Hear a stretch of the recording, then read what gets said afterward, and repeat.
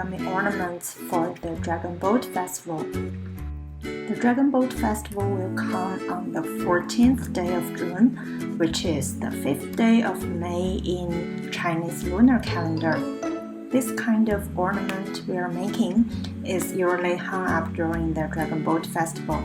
And in China, many people would like to put some medicinal herb in this ornament to prevent insects, and people also believe that these things can help them avoid bad luck.